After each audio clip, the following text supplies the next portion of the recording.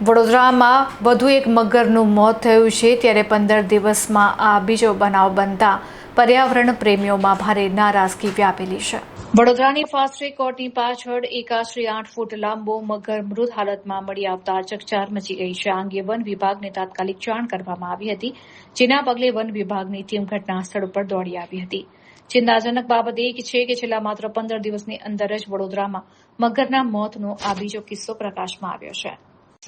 અગાઉ પણ વડોદરા શહેરમાં છેલ્લા 11 મહિનાના ટૂંકા ગાળામાં કુલ 8 મગરોના રહસ્યમય સંજોગોમાં મોત થયા છે। આ આંકડાઓ દર્શાવે છે કે વિશ્વામિત્રી નદી અને તેની આસપાસ વસતા મગરોના જીવ હવે શહેરમાં જોખમમાં મુકાયા છે। આ ઘટનાને પગલે જાણીતા પર્યાવરણ પ્રેમી સંજય સોનીએ તંત્ર અને વહીવટી પ્રશાસન પર આકરા પ્રહારો કર્યા હતા। તેમણે મગરોના સતત થઈ રહેલા મોત અંગે તંત્રની બેદરકારી સામે રોષ વ્યક્ત કર્યો હતો। વડોદરા શહેર એ મગરો માટેનું કુદરતી નિવાસસ્થાન માનવામાં આવે છે, પરંતુ સતત થઈ રહેલા મોતના બનાવોને કારણે વન્યજીવ પ્રેમીઓમાં ઘેરી ચિંતા વ્યાપી ગઈ છે। હવે જોવાનું એ રહ્યું કે વહીવટી તંત્ર આ બાબતને કેટલી ગંભીરતાથી લેશે અને વડોદરાના આ જળચર જીવો કેટલા સુરક્ષિત રહે છે। વિશ્વામિત્રી નદી કિનારે હમણાં જે રીતે કામ કરી રહ્યા છે, આ ટાઈમે કામ થાય જ ના। અત્યારે મગરનો મેટિંગનો ટાઈમ હોય, ઈંડા નેસ્ટ બનાવેલી છે, ઈંડા મૂકેલા છે। આ સમયે તો નદી કિનારે આપણે જવું જ ના જોઈએ।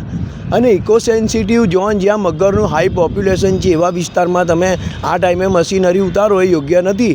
જો તમારે નદી કિનારે કામ કરવું હોય તો ઓક્ટોબરથી જાન્યુઆરી સુધી આપણે બધી એક્ટિવિટી નદી કિનારે કરી શકીએ। મગર તો મર્યા જ છે, પણ ઈંડાની બી ગણતરી લેવી જોઈએ।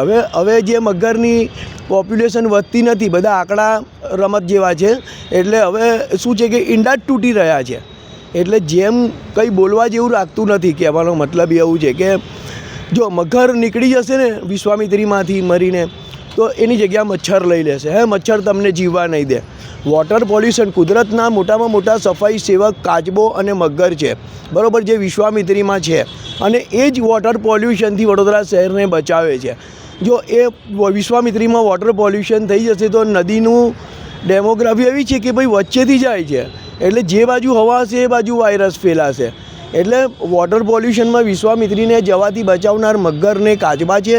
તમે જોયું તો ગંગા નદીની અંદર બી સફાઈ કરવા માટે બહુ અંદર મૃતદેહો હતા, તો પછી કીધું કે ભાઈ કેવી રીતે કરવાનું, તો 1000 કાચબા છોડ્યા હતા નદીને ચોખ્ખી કરવા માટે।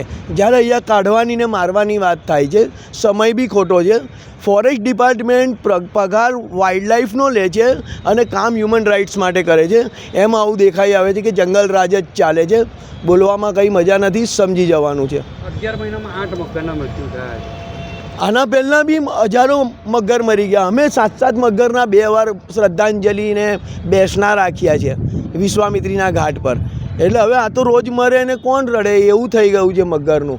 છે શિડ્યુલ 1નું પ્રાણી, પણ નથી જંગલ ખાતું સમજતી, નથી પબ્લિક સમજતી, નથી કોઈ સમજતું।